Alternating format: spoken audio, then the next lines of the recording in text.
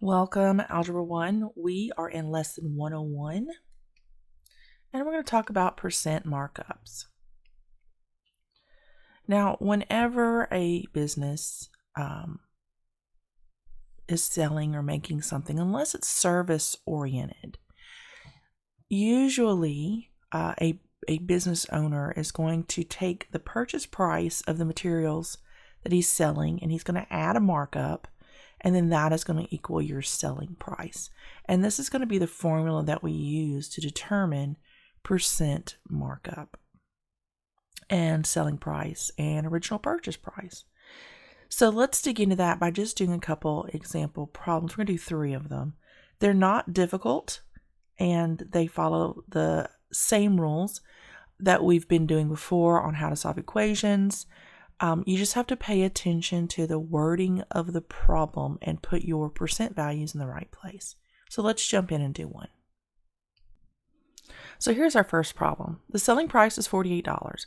If the markup was 20% of the purchase price, what was the purchase price? What was the markup? So let's go back to our equation that we have. We have the purchase price plus the markup is equal to the selling price. This is always going to be our equation that we use.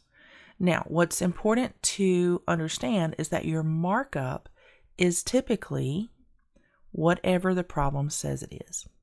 So in this case, the problem says that the markup was 20% of the purchase price. So that is what we're going to insert for markup. So markup is going to be 20% or 0.2. When we put 20% in decimal form, that's what we get. 20% of the purchase price. So we're going to insert that for markup. So now we have P plus 0.2 times P is equal to S. So we just remember that we have an invisible 1 here. When we distribute 0.2 times P, we basically just get 0.2 times P, right? So we can just add these like terms together, and we get 1.2 times P is equal to S. Well, it tells us that S is $48. So we can sub in $48 here. Well, we really don't need to put the dollar sign. We can just leave 48. So now we can just divide both sides by 1.2. And P is going to be equal to $40. So P is $40. That is the purchase price. And all we have to do in order to find the markup amount is multiply the purchase price. We're just going to sub that in. We'll put in that 40 right here, and 0.2 times 40, the markup is equal to $8. All right, and that's how we would solve a problem like this. So let's do the next one. So in this problem, 101.2, it says the purchase price of the item was $1,800. If the markup was 40% of the selling price, what was the selling price? So the first thing I see is that the markup was 40% of the selling price.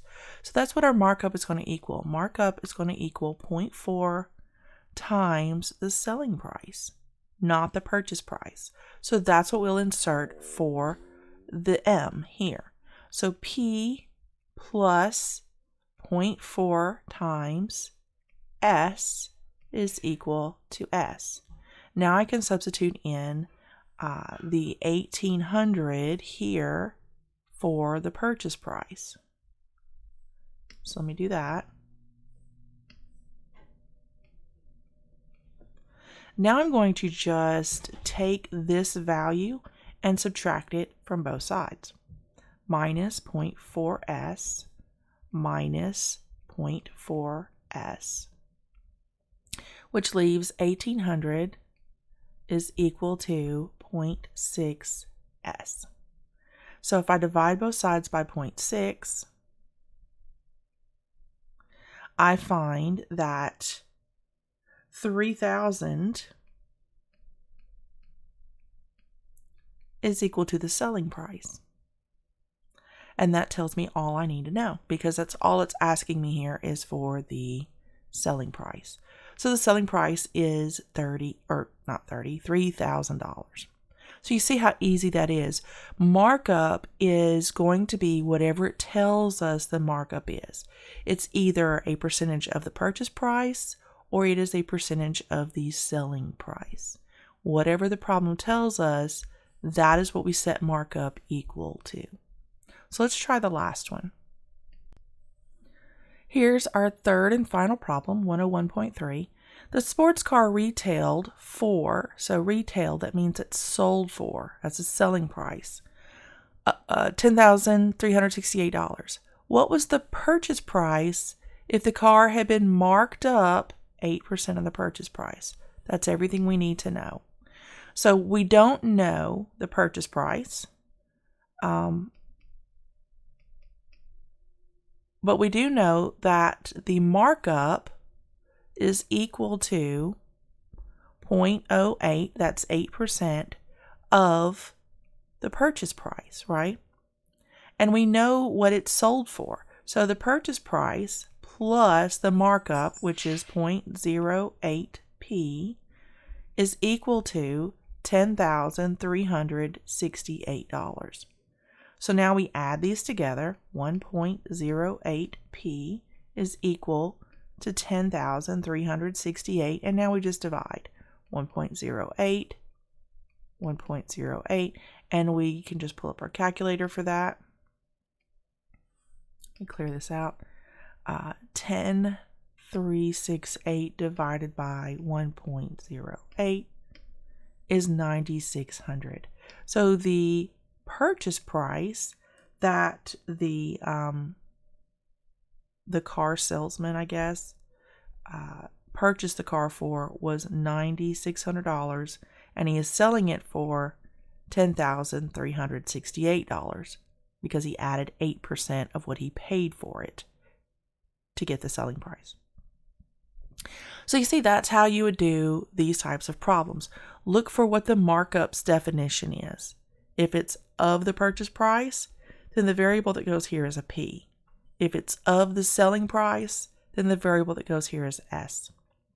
And then you substitute this value in for the markup in this equation. Then drop in your other values that you know, whether it's the purchase price or the selling price, and that is going to help you solve the problem. And you just solve the equation the way that you would typically solve an equation. And that's all we have for lesson 101. I'll see you in lesson 102.